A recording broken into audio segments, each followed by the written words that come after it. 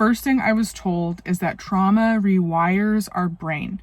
It changes how we respond to certain situations, it changes how we respond to certain things, and it even changes how we think about the things around us. And for many of us, that can be like, duh, of course that's what happened. But when we're in it, we don't realize that we are actively thinking about things differently than other people think about them. So I'm going to tell a story.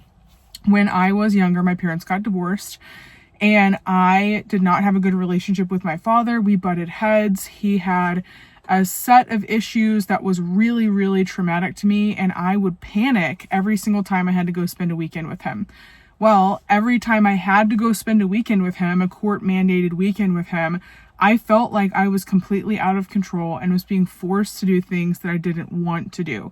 And that was so traumatic to my very young brain that I then developed the understanding that any time I was being forced to do something that I didn't want to do, it was bad, even if it was good for me.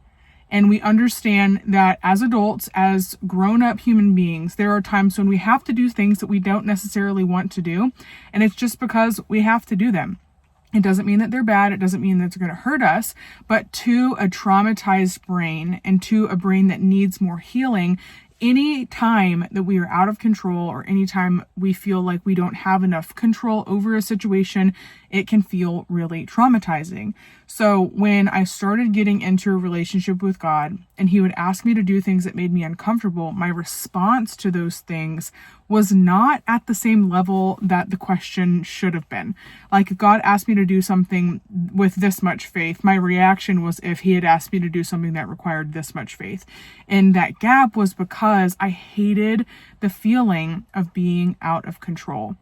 But the thing is that all of the Bible is faith.